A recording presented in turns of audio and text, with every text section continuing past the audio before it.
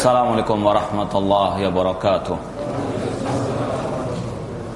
Innal hamdalillah nahmaduhu wa nasta'inuhu wa nastaghfiruh wa na'udzu billahi min shururi anfusina wa min sayyiati a'malina. Man yahdihillahu fala mudhillalah wa may yudlil fala hadiyalah. Ashhadu an la ilaha illallah wahdahu la syarikalah wa ashhadu anna Muhammadan abduhu wa rasuluh.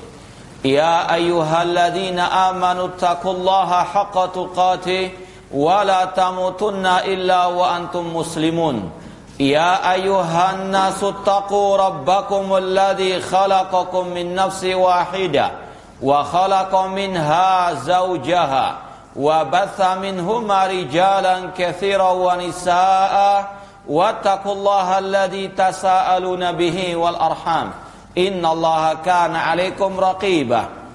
Ya ayyuhalladzina amanu taqullaha wa qulu qawlan sadida yuslih lakum a'malakum wa yaghfir lakum dhunubakum wa may yuti'illaha wa rasulahu faqad faza fawzan 'azima. Amma ba'd, fa inna asaqal hadithi kitabullah wa khairal hadi hadi Muhammadin sallallahu alaihi wasallam wa syarrul umuri muhdatsatuha wa kullu muhdatsatin bid'ah wa kullu bid'atin dhalalah wa kullu dhalalatin finnar. Ikhwani fillah rahimani wa rahmukumullah, kita lanjutkan kembali kajian kitab Al-Ajwibatul Mufidah an Asilatil Manahij Al-Jadidah, tanya jawab seputar manhaj oleh Fadilatul Syekh Shalih bin Fauzan Al-Fauzan hafizallahu taala. Sekarang kita sampai pada halaman 28. Pertanyaan nomor 19 dikatakan di sini, intasharal yauma baina syabab annahu yalzamul muwazanata fin naqdi. Telah beredar pada hari-hari seperti ini, kata beliau atau kata penanya, di antara para pemuda bahwasanya wajib untuk kita al-muwazanah, yang sudah kita sampaikan pada kesempatan yang lalu tentang kewajiban untuk menyebutkan kebaikan seseorang yang dikritik atau yang dibantah. Fayakulun, mereka mengatakan, idza intaqatta fulanan minan nas fi bid'atihi wa bayanta akhtaahu yalzamuka an tadhkura mahasinahu. Mereka para pemuda mengatakan, jika Anda mengkritik, membantah seseorang karena kebid'ahannya dan engkau menjelaskan tentang kesalahan-kesalahan, penyimpangan-penyimpangannya, maka wajib bagimu untuk menyebutkan kebaikan-kebaikannya juga. Wa hadza min babil insaf wal muwazanah. Mereka mengatakan ini adalah bentuk objektivitas dan keadilan. Fa hal hadzal manhaj fi naqdi sahih? Apakah metode seperti itu benar? Wajibnya menyebutkan kebaikan orang yang dibantah, yang dikritik, ya, dalam mengkritiknya. Wa hal yalzamuni dzikrul mahasin fi halatin naqdi? Apakah wajib bagiku menyebutkan kebaikan-kebaikan orang yang saya bantah, yang saya kritik penyimpangan-penyimpangannya? Maka dijawab oleh Syekh Shalih bin Fauzan hafizallahu taala, hadhil mas'alatu taqaddamal jawabu anha. Permasalahan ini sudah dijawab ya pada kesempatan yang lalu, bahwasanya kata beliau tidak ada kewajiban menyebutkan kebaikan orang yang dibantah atau yang dikritik. Karena kalau kita menyebutkan kebaikannya, maka itu berarti kita menyeru manusia untuk mengikuti orang-orang yang sesat ataupun yang menyimpang tersebut. Lakin, akan tapi, idza kanal muntaqadu min ahli sunnati wal jamaah wa akhta'uhu fil umuri allati la tukhillu bil aqidah fana'am. Akan tapi, jika yang dikritik, dibantah itu dari ahli sunnah wal jamaah dan kesalahannya tidak berkaitan dengan akidah, maka betul dikritik sekaligus juga dipuji. Ini adalah manhaj as-salaf al-sunnah wal jamaah. Kalau yang dikritik adalah orang yang dari ahli bidah, orang yang memang sesat dalam akidah, maka tidak perlu menyebutkan kebaikan-kebaikan mereka. Nah, fanaam, iya, ahli sunnah kalau memang keliru dikritik, namun perlu disampaikan pujian tentang kebaikan-kebaikannya agar manusia tetap mengambil ilmu dari ahli sunnah tersebut selama memang kesalahannya dalam hal-hal yang tidak sampai merusak akidah. Adapun kalau sudah berkaitan dengan akidah, ini perlu sekali lagi kata beliau nanti akan disampaikan ketegasan yang khusus.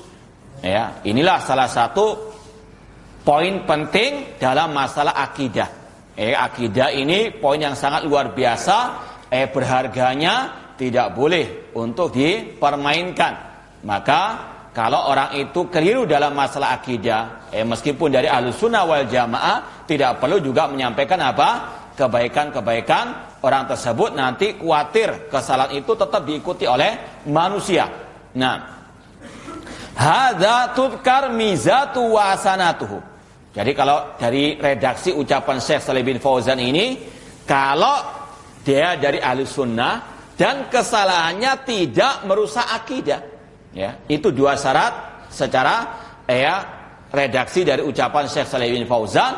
Kalau kita menyebutkan kebaikannya, kalau orang itu dari Ahlussunnah, kesalahannya dalam masalah yang tidak merusak al-aqidah. Seperti yang kita lihat dari kalangan para ulama-ulama Ahlussunnah wal Jamaah. Misalnya antara ulama di antara Syekh Albani dengan Syekh bin Baz, ada kritik mengkritik di antara mereka. Cuma dalam masalah-masalah fikih ijtihadi, yang itu tidak berkaitan dengan akidah, mereka juga saling memuji. Namun mereka tidak mengatakan satunya maksum dari kesalahan, tidak. Tetap dikritik, tetap disalahkan yang salah. Cuma kalau memang mereka, apalagi ulama Ahlussunnah wal Jamaah, tetap dipuji kebaikan-kebaikan mereka. Ini sering kita dapati dari ucapan Syekh bin Baz ketika mengkritik ulama yang lain. Demikian pula Syekh Albani ketika mengkritik yang lain. Disebutkan kesalahannya, disebutkan pula kebaikan mereka.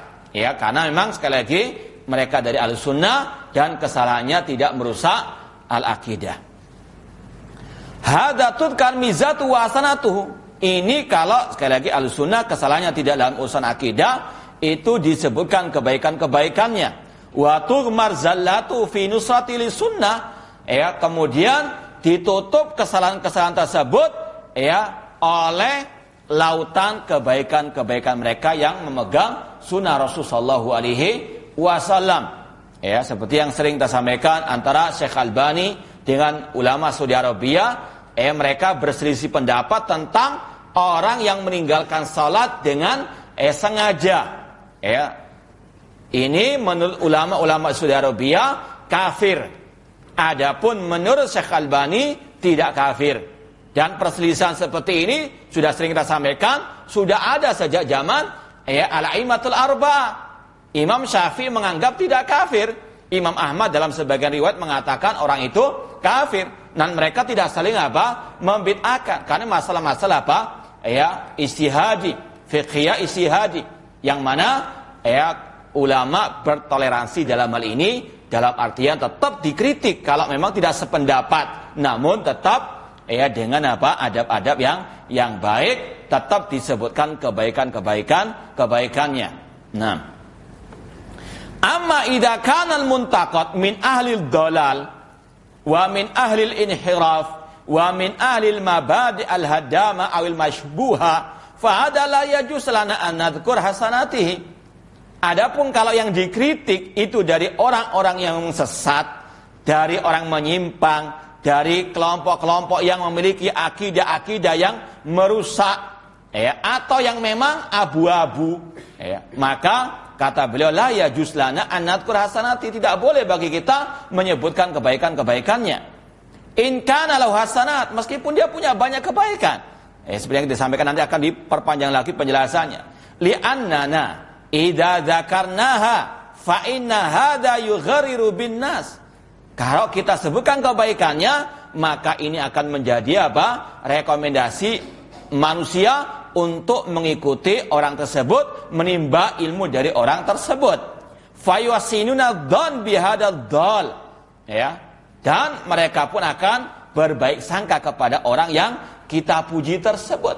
Bahkan ada salah seorang yang terpengaruh dengan kelompok sesat dikarenakan pujian sebagian para imam yang tergelincir lisannya ketika memuji. Itu menjadi apa?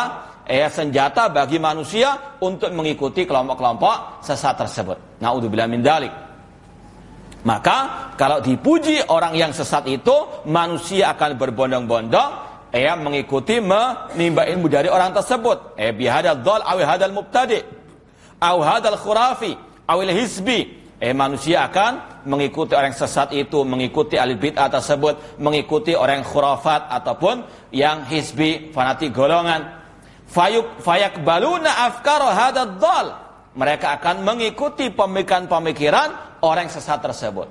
Oh, ini meskipun banyak kesalahannya, namun perjuangannya untuk Islam luar biasa.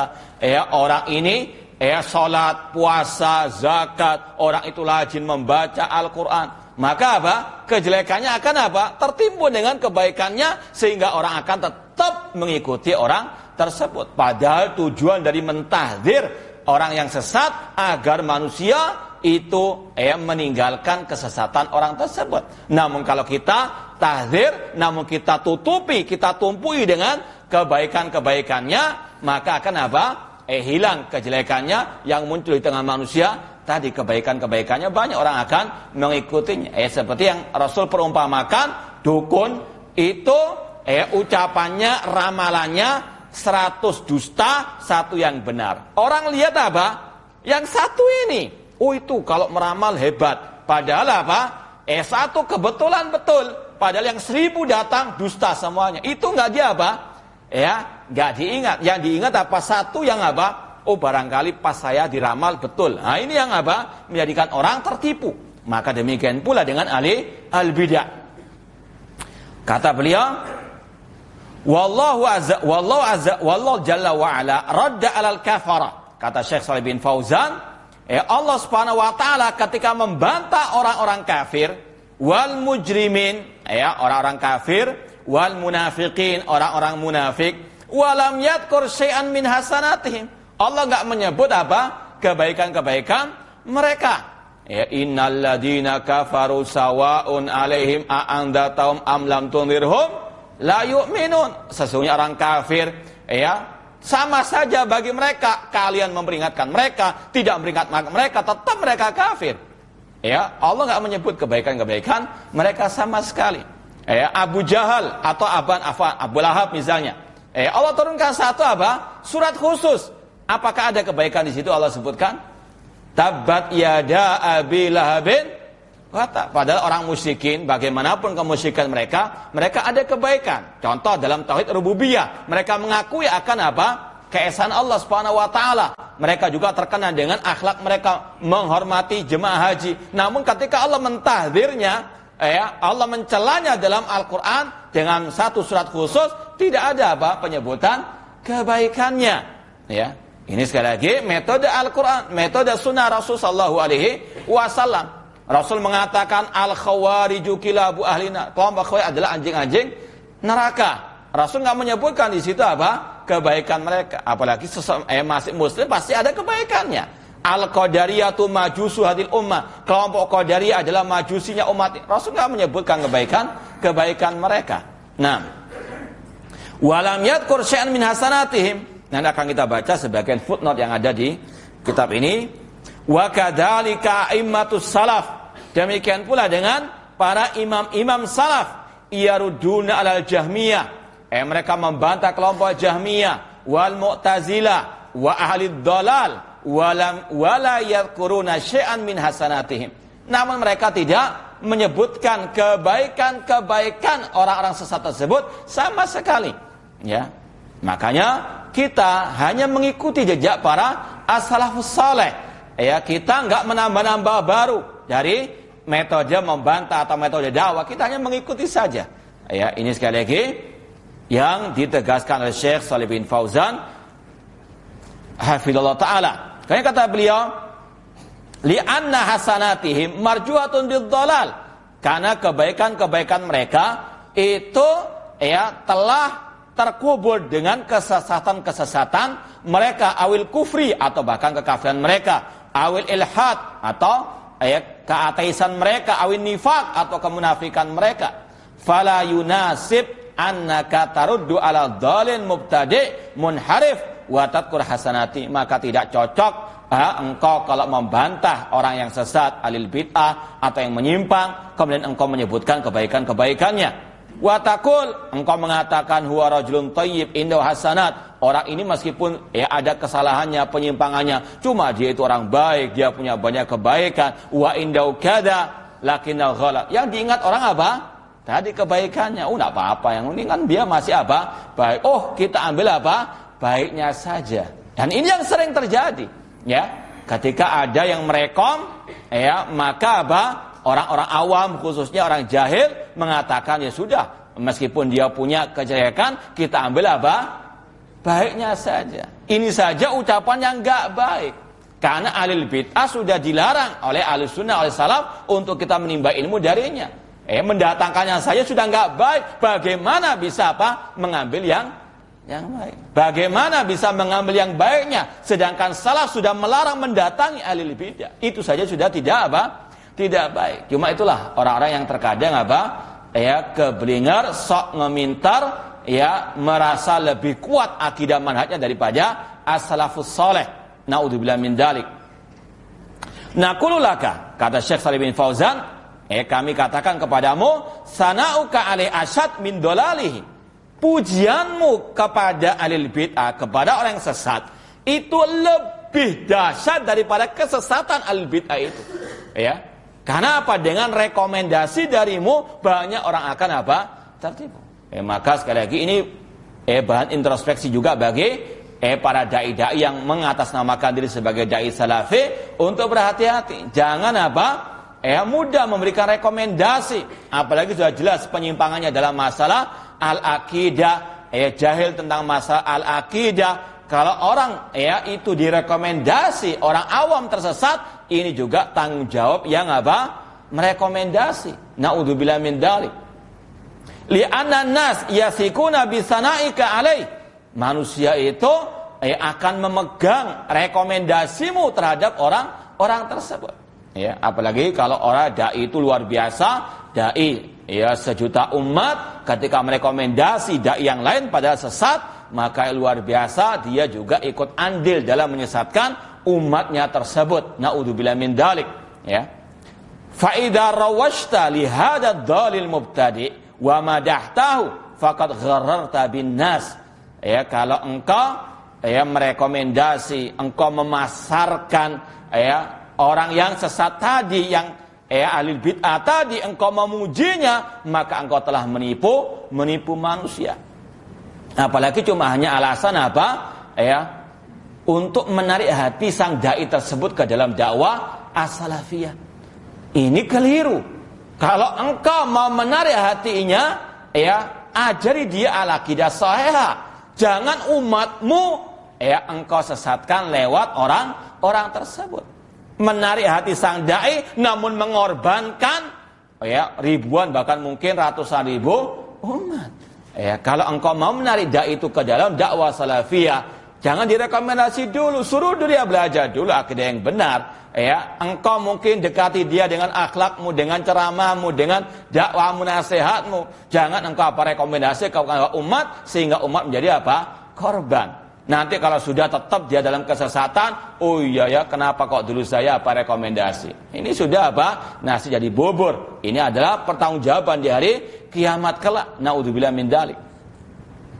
Kata beliau, wa hadza fathu babin liqabuli afkarin mudallilin.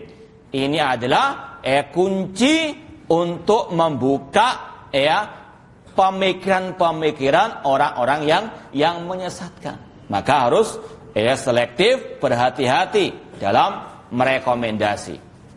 Kemudian kata beliau, wa amma idza kana al-mardudu alai min ahli sunnah wal jamaah fa inna rad yakunu bi adabin. Adapun kalau yang dibantah itu dari ahli sunnah wal jamaah, dan sudah kita sampaikan tadi, dan bukan permasalahan akidah atau yang merusak akidah, maka dibantah dengan penuh adab. Sebagaimana yang saya contohkan tadi, para ulama mereka saling mengkritik. Tujuannya lillah wa fillah. diskusi ilmiah, tidak asal membantah, tidak asal mengkritik. Mereka mengkritik, membantah dengan bukti, dengan dalil, dengan ilmu. Bukan seperti sebagian kita, hanya asal bonek, hanya asal askom, asal komentar, asbun, asal bunyi. Ini semuanya akan ada pertanggungjawaban di hari kiamat kelak. Nah, wa yunabba ala aghlati allati takunu min fi masail fiqhi. Ahli sunnah yang keliru, diperingatkan, dinasehati, fi masail fiqhi, kata beliau, dalam masalah-masalah fikih, wa masalah istinbat wal istihad, masalah-masalah istihad. Namun kalau ada yang mengatasnamakan ahli sunnah atau dai ahli sunnah, namun kekeliruannya sangat fatal, dalam masalah akidah, maka ini tidak akan ada lagi kata-kata harus disebutkan kebaikan-kebaikannya. Kemudian juga tidak mengharuskan, harus dengan rahasia. Kenapa enggak didatangi langsung? Kenapa enggak ditelepon langsung? Yang pertama, enggak ada kewajiban seperti itu. Para ulama ketika mengkritik demikian, enggak ada kewajiban mendatangi langsung. Kalau mungkin alasan sekarang ada alatnya, masalahnya dalilnya mana? Kesalahan yang sudah menyebar luas tidak harus menasihatinya dengan rahasia, apalagi sudah sangat parah kesalahan tersebut dan terus berulang-ulang. Sampai kapan umat akan tahu kalau ini sesat atau tidak? Kalau tidak dikritik. Cuma yang aneh kadang, kenapa Anda kok tidak menasihati orang tersebut?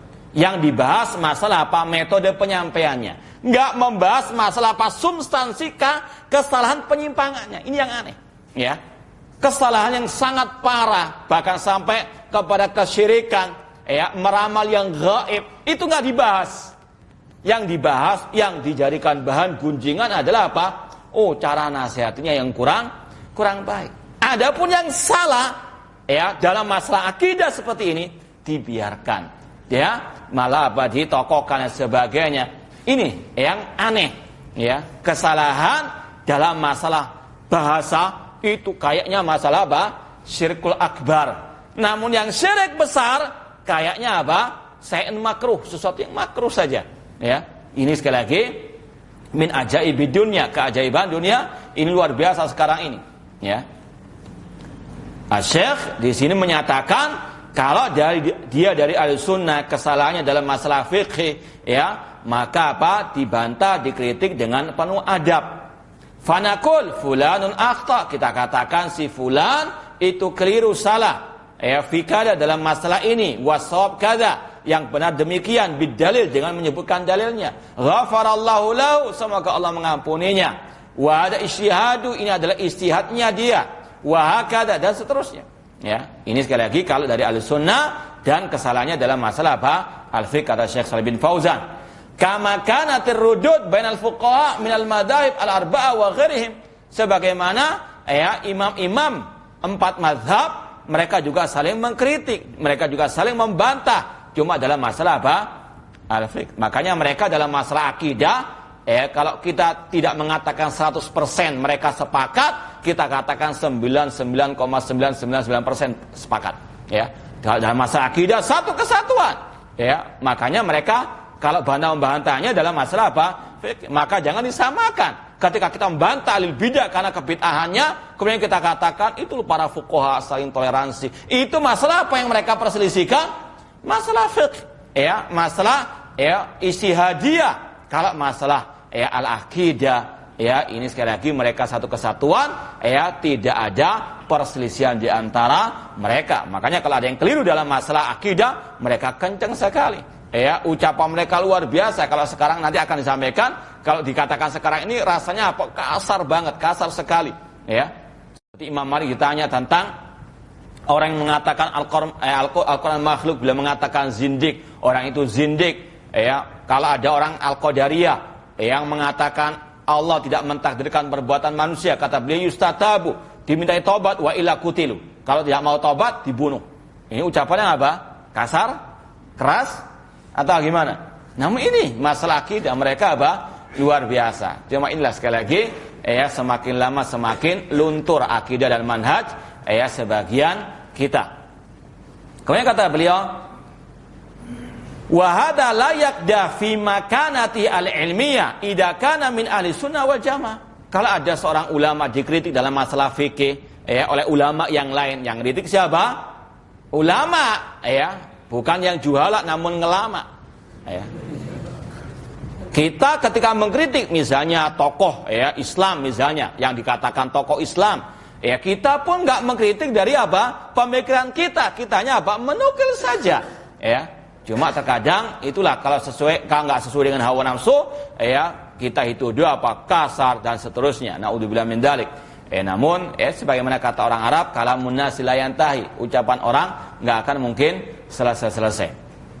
Kata beliau, ketika ulama itu dikritik oleh ulama yang lain, itu tidak menurunkan kedudukan mereka. Seperti Syekh Al-Albani rahimahullah dikritik oleh banyak ulama yang lain dalam masalah fikih misalnya, namun nggak merendahkan beliau. Bahkan mereka juga terkadang di samping mengkritik, beliau juga mengangkat derajat beliau. Ini sekali lagi ada para ulama tersebut. Wa ahlus sunnati wal jamaah laisu ma'sumin. Harus kita yakini siapapun dari ahlus sunnah, yang imam atau ulama, apalagi dai atau siapapun, tidak ada yang maksum dari kesalahan. Indahum akhta, mereka punya kekeliruan. Makanya salah kalau ada orang menuduh kita sok benar sendiri. Kita nggak pernah merasa sok benar sendiri. Cuma kalau kata Al-Quran dan Sunnah itu hak, kita katakan hak, yang selain itu pasti batil. Makanya kita selalu membedakan manhaj salaf itu yang hak, sebagaimana kata Syekhul Islam Ibnu Taimiyah rahimahullah, beliau mengatakan fa inna madhhabas salaf la yakunu ila haqqan. Sesungguhnya madhab salaf itu pasti benar, karena madhab salaf hanyalah Al-Quran dan Sunnah yang sahih dengan pemahaman para salafus saleh. Ini yang hak, ini yang kita bela mati-matian. Adapun pribadi kita, kepribadian atau pribadi para ulama-ulama, kita yakini mereka enggak maksum. Sering kita sampaikan ucapan 4 imam ahli sunnah. Kalau 4 imam ahli sunnah mengatakan mereka saja bisa keliru, bisa salah, apalagi kita, apalagi ulama setelah mereka. Namun itulah ahli bidah yang selalu ingin menjauhkan umat dari dakwah yang hak ini. Dalam akhta, ahli sunnah juga punya kekeliruan dalam individu-individu mereka. Wa qad yafutu ahadumud dalil. Terkadang luput dari mereka dalil. Seperti yang sering kita sampaikan, kalau kita mengikuti pendapat-pendapat ulama, itu banyak yang juga nyeleneh-nyeleneh dari masalah fikih misalnya. Seperti yang kita sampaikan, ada yang membolehkan meminum khamar atau menghalalkan minuman keras selama tidak dari anggur. Kata mereka yang haram itu kalau minuman kerasnya dari apa? Kalau dari durian, dari pepaya, dari telo, nggak apa-apa kata mereka. Apakah kita mengikuti ucapan itu karena ada imamnya? Tidak mesti. Kita lihat apa dalilnya. Kita husnudzan. Makanya kata Syekhul Islam Ibnu Taimiyah rahimahullah, beliau mengarang sebuah kitab Raf'ul Malam an A'immatil A'lam. Diangkatnya celaan dari para imam-imam besar ketika mereka terkadang menyelisihi dalil. Itu kita husnudzan. Kita yakini mungkin belum sampai kepada mereka dalil tersebut.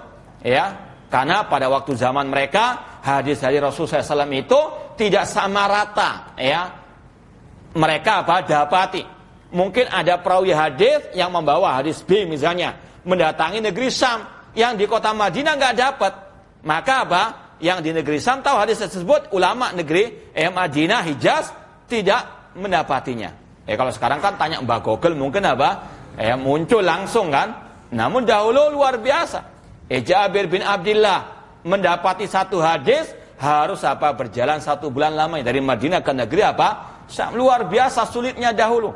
Makanya kata Syekhul Islam Taimiyah rahimahullah, kalau ada dari imam-imam mazhab tersebut, mazhab fikih tersebut yang mungkin kelihatannya menentang hadis, itu di antara sebabnya karena hadis yang dibawa oleh ulama yang lain itu tidak sampai kepada ulama yang kelihatannya menentang dalil tersebut, atau dalil tersebut, hadis tersebut sampai kepada ulama tersebut namun melewati jalan yang lemah, padahal ada jalan yang sahih namun nggak sampai kepada ulama tersebut. Maka ulama tersebut mendhaifkan, tidak maka hadis tersebut, karena dia beristihad itu hadisnya apa? Lemah karena apa? Sesuai dengan penelitiannya. Adapun ulama yang lain mendapati hadis tersebut lewat jalur yang sahih. Artinya apa? Makanya kata Imam Syekhul Islam Taimiyah rahimahullah, raf'ul malam, diangkatnya celaan dari ulama-ulama tersebut karena mereka sudah beristihad. Apalagi Rasul sudah merekomendasi apabila ulama beristihad salah tetap mendapatkan apa? Satu kebaikan. Ini kalau siapa? Ulama. Namun kalau juhala yang lama beristihad, ini dosanya apa? Berlipat-lipat. Nah, adapun sekali lagi para ulama tersebut banyak udzur ketika mereka apa? Menyelisih sebuah dalil. Mungkin di antara beliau katanya dikatakan disebutkan sini yafutu adum ad-dalil. Mungkin bisa apa? Seorang dari mereka enggak kesampaian hadis Rasulullah SAW. Jangankan di zaman para imam-imam, di zaman sahabat sendiri, yang dekat dengan Rasulullah, zaman Rasulullah SAW, nggak semuanya apa, mendapat dari Rasulullah SAW. Ada yang apa, ketinggalan. Bahkan yang luar biasa dekatnya dengan Rasulullah SAW, Al Khalifah Rasyid Umar bin Khattab radhiyallahu ta'ala anhu, ketika ada seorang sahabat yang mengetok pintu 3 kali nggak beliau dibukakan karena mungkin beliau ada urusan di dalam, ada kesibukan. Namun beliau tahu siapa yang apa datang itu, nggak dibukakan karena beliau ada udzur, ada kesibukan. Kemudian sang sahabat tadi pergi. Umar bin Khattab mendatanginya, kenapa engkau nggak mengetuk lagi sehingga aku bukakan?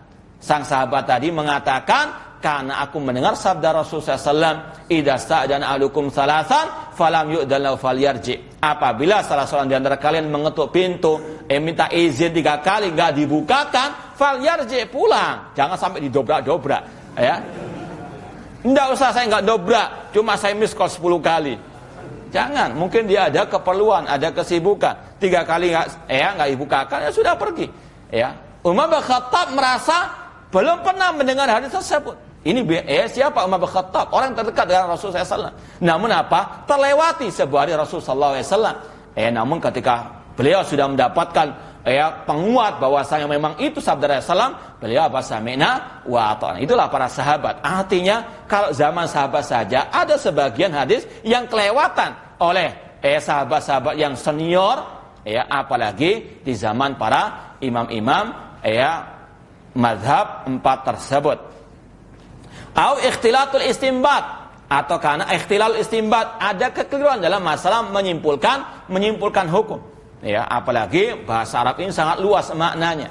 Nah, intinya mereka tidak ada kesengajaan menyelisih hadis. Bukan seperti kelompok alil bidah. Kalau alil bidah disampaikan hadis, kadang mengatakan, oh itu kan 200 tahun setelah meninggalnya Rasul, nggak dipakai hadis tersebut. Nah, ini yang lama, Au ikhtilal istinbat, fala naskut alal khata. Kita nggak boleh diam dari kesalahan, kekeliruan. Wa inna ma nubayyinuhu mal i'tidari anhu. Namun kita wajib menyampaikan kekeliruan tersebut. Namun kalau ulama yang keliru, kita wajib katakan ini adalah ijtihad beliau, dan orang yang berijtihad dari ulama tersebut mendapatkan 1 pahala kalau keliru, sebagaimana kata Rasul di sini, idza hakamal hakim fajtahada thumma asafa lahu ajran. Apabila seorang hakim berijtihad dan dia benar, dia mendapatkan 2 pahala. Wa idza hakama fajtahada fa akhta falahu ajrun wahid.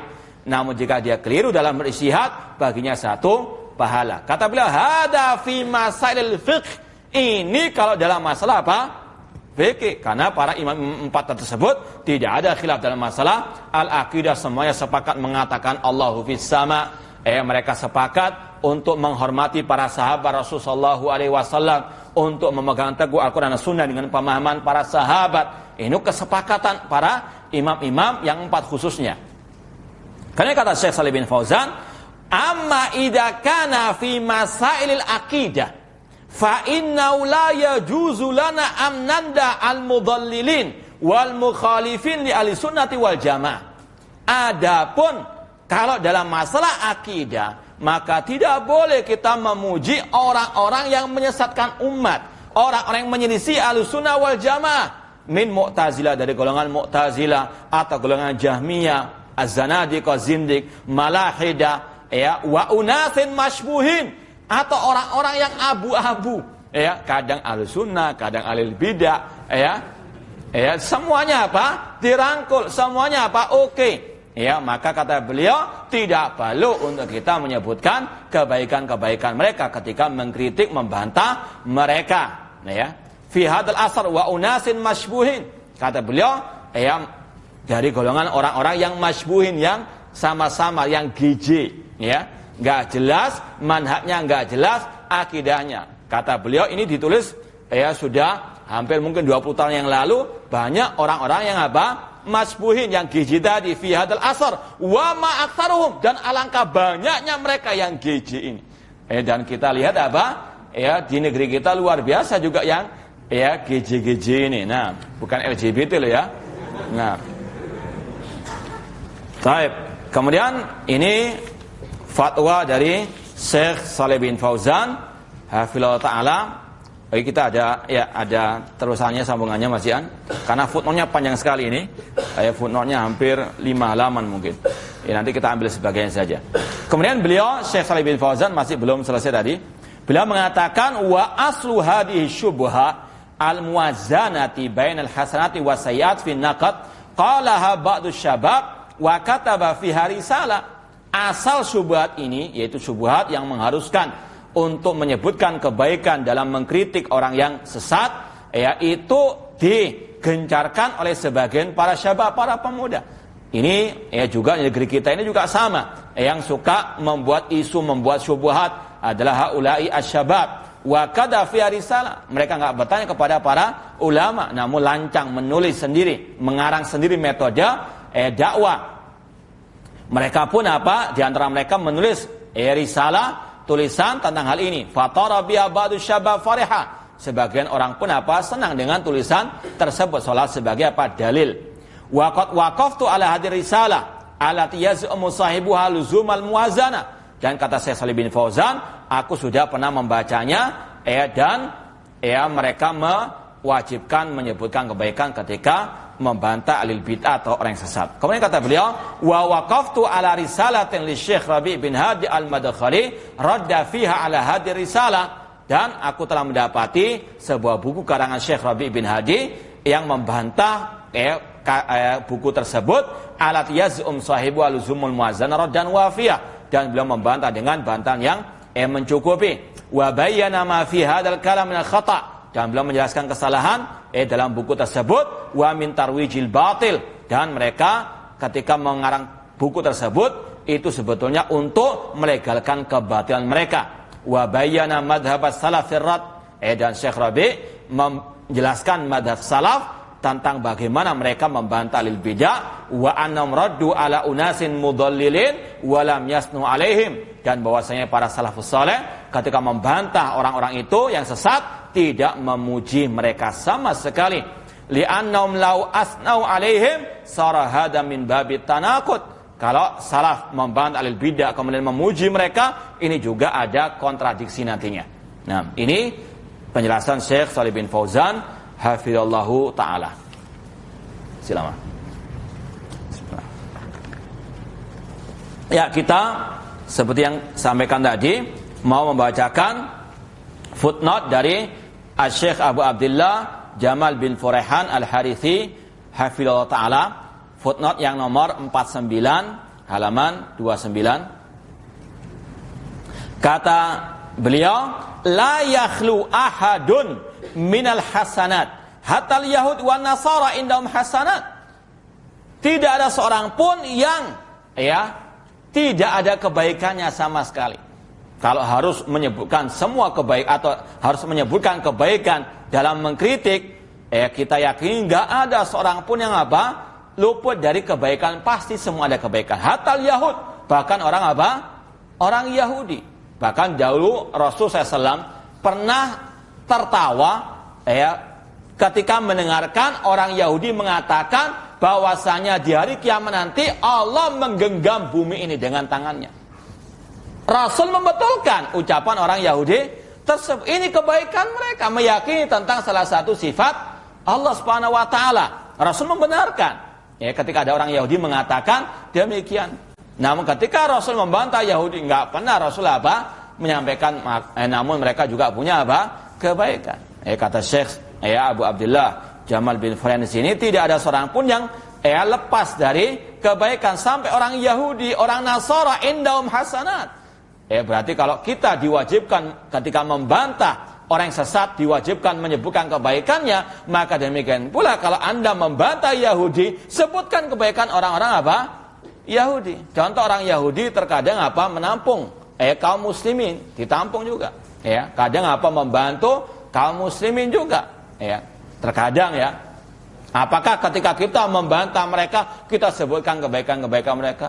Oh, Yahudi dulu itu pernah menghutangi Rasul SAW. Kan betul? Apakah demikian? Namun kadang orang-orang itu aneh. Kalau giliran kita yang membantah tokoh mereka, kita diwajibkan menyebutkan kebaikan tokoh mereka. Coba kalau mereka membantah Syekh Albani, membantah Syekh bin Baz, mana kebaikan ulama-ulama tersebut? Itulah sekali lagi, untuk kita wajib adil, untuk mereka sudah tingkat makrifat, tidak wajib adil. Nah, itulah terkadang punya standar ganda.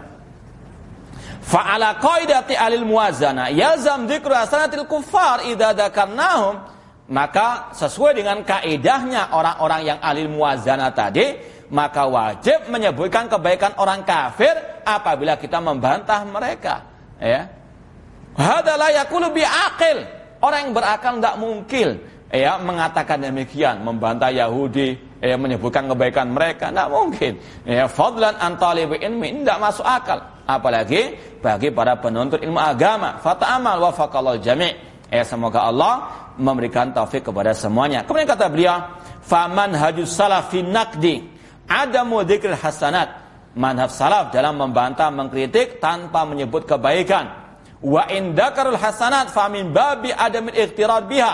Kalaupun seandainya ada yang menyebutkan kebaikan, itu dalam rangka mereka sudah tahu, tidak akan mungkin ada yang terpengaruh. Walaysa min babi qalil qail yanbaghi an la nunsi juhuda wa amalahu. Namun bukan dalam rangka sebagaimana ucapan sebagian orang, kita enggak boleh melupakan kebaikan orang-orang yang kita bantah. Kemudian kata beliau, wa hadza misalan min aqwal amsila wa fil huda wa nur liman tadabbarahu. Di sini disebutkan sabda Rasul tentang kelompok Khawarij. Mungkin ada orang yang salah paham. Oh, itu Rasul membantah Khawarij namun memuji Khawarij. Yaitu sabda Rasul, yakhruju min di'di hadza qaumun yaqra'una al-Qur'an la yujawizu hanajirahum. Keluar dari rusuk sekelompok orang Khawarij, kelompok orang-orang yang membaca Al-Qur'an namun tidak sampai kepada kerongkongan mereka. Yamrukuna minad-din muruqasam mimar ramiyah. Mereka keluar dari agama sebagaimana keluarnya anak panah dari sasarannya. Yaqtuluna 'alal Islam, mereka membunuh kaum muslimin. Wa yad'una 'alal awthan, mereka meninggalkan penyembah berhala. La in ana adraktuhum laqtulannahum qatla'at. Kalau aku mendapati mereka, aku akan bunuh mereka sebagaimana pembunuhan kaum Ad. Hadis riwayat Al-Bukhari. Kemudian disebutkan juga riwayat yang lain. Kemudian kata Syekh Abu Abdullah, wallahi la ilaha ghairuhu ma dzakara Rasulullah hadil mazaya lihal qaimi bughyata tsana alaihim liughariru bihim. Demi Allah yang tidak ada sembahyang hak kecuali Dia, Rasul menyebutkan tentang ciri-ciri Khawarij ini bukan memuji mereka, wa innama liyuhadziran nas minhum li alla yaghtaru bi amali musallih fi dhahiriha. Tujuan Rasul menyebutkan ciri-ciri kelompok Khawarij yang kelihatannya baik-baik tersebut, itu tujuannya agar manusia tidak tertipu dengan kebaikan-kebaikan kelompok Khawarij. Bukan malah Rasul merekomendasi, tidak. Rasul menyebutkan itu agar jangan sampai orang-orang tertipu dengan kebaikan-kebaikan kelompok Khawarij yang sangat banyak tersebut. Bahkan ibadahnya kelompok Khawarij melebihi ibadahnya para sahabat Rasulullah SAW dari segi kuantitasnya. Sebagaimana Rasul mengatakan, yahqiru ahadukum salatahu ma salatihim. Salah seorang di antara kalian wahai para sahabat akan merasa sedikit salatnya dibandingkan salatnya kelompok Al-Khawarij. Bukan memuji kelompok Khawarij. Ini justru Rasul ingin mentahdzir umat. Bahwasanya banyak-banyakan ibadah, banyak-banyakan perjuangan bukan ukuran kebenaran. Yang benar atau tidak, ukurannya Al-Quran dan Sunnah dengan pemahaman para salafus as-saleh.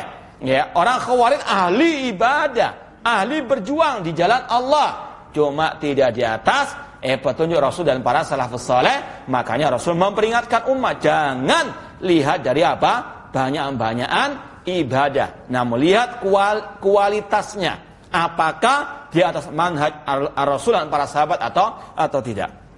Dan ini yang juga dikuatkan oleh ucapan Al-Imam Al-Ajuri dalam kitabnya Asy-Syariah. Kata beliau, jangan kita tertipu dengan sholatnya atau khusyuknya, panjangnya sholatnya orang Khawarij. Jangan kita tertipu dengan bacaan Al-Qur'annya atau retorikanya dalam ilmu. Kalau manhajnya manhaj Al-Khawarij. Jadi jangan disalahpahami. Kemudian disebutkan di sini asar atau riwayat dari Imam Ahmad rahimahullah taala yang sudah kita baca dulu, namun nggak apa-apa kita baca lagi. Yaitu beliau ditanya tentang seorang yang bernama Husain Al-Karabisi yang mengatakan bacaan Al-Qur'anku adalah makhluk. Maka Imam Ahmad mengatakan kadzab, dia berdusta. Hatakallah, semoga Allah, kalau diterjemahkan nyingkap kesesatannya atau membinasakannya. Al-khabith, kata Imam Ahmad, orang ini apa? Khabith. Kalau terjemahannya itu buruk, atau mungkin kalau kasarnya itu apa? Al-khabith, itu busuk, khabith. Wa qala al-Imam Ahmad rahimahullah anil Haris al-Muhasibi. Beliau juga ditanya tentang orang yang bernama Al-Haris al-Muhasibi. Kalau tadi Husain Al-Qarabisi, ada lagi orang yang sesat namanya Al-Haris al-Muhasibi. Ada seseorang, di sini dikatakan faqad akhbara anhu Ali bin Abi Khalid. Qala qultu li Ahmad. Seorang yang bernama Ali bin Abi Khalid datang kepada Imam Ahmad seraya berkata, "Inna syekh li syekhin hadra ma'ana." Ali bin Abi Khalid ini membawa seorang yang sudah agak tua kepada Imam Ahmad. Ali bin Abi Khalid mengatakan, ya Imam Ahmad, orang ini adalah tetanggaku. Wa qad nahaituhu an rajulin. Aku telah melarangnya duduk di majelisnya Al-Haris Al-Muhasibi. Wa yuhibbu an yasma qaulaka fihi. Dan dia ingin mendengarkan fatwa wahai Imam Ahmad tentang orang tadi. Haris Al-Qasir, yakni Haris Al-Muhasibi. Wa kunta ra'aitani ma'ahu mundu sinin katsira. Wahai Imam Ahmad, dulu engkau melihat aku duduk bersama Haris Muhasibi. Fakultali, namun engkau melarangku seraya mengatakan la tujalisu. Jangan engkau duduk dengan Haris Al-Muhasibi. Wala tukallimu, jangan mengajak bicara dengan Al-Haris Al-Muhasibi. Falam ukallimu atasa, aku tuh pun enggak mengajak ngomong sampai detik ini. Itu dahulu para as-salafus saleh tegas kalau ada penyesat umat. Wa ada syekh yujalisu. Namun tetanggaku ini sekarang masih tetap duduk bersama Al-Haris Al-Muhasibi. Fama taqulu fi? Bagaimana pendapatmu Imam Ahmad tentang Al-Haris Al-Muhasibi? Maka faraitu Ahmad qad ihmarra lanu. Imam Ahmad pun memerah wajahnya, marah murka. Karena apa? Ini masalah besar. Masalah apa? Jangan sampai umat menjadi korban-korban dari penyesat umat. Beliau tidak rela kalau ada ahli bidah ditokohkan. Ada ahli bidah diagung-agungkan. Marah. Ini murka karena Allah Subhanahu wa taala. Al-hubbu fillah wal bughdu fillah. Cinta dan benci karena Allah Subhanahu wa taala.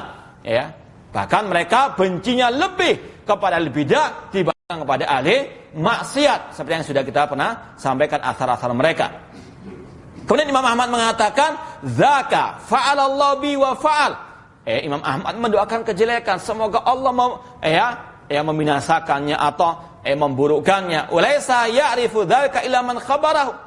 Tidak ada yang tahu tentang kejelekan tadi Haris Muhasibi kecuali yang pakar dalam masalah ilmu agama, para ulama. Kemudian beliau mengatakan, "Dzalika la ya'rifu illa man qad khabara wa arafahu." Kemudian kata beliau, "Dzaka jalisu al-Maghaziri wa yaqu wa fulan."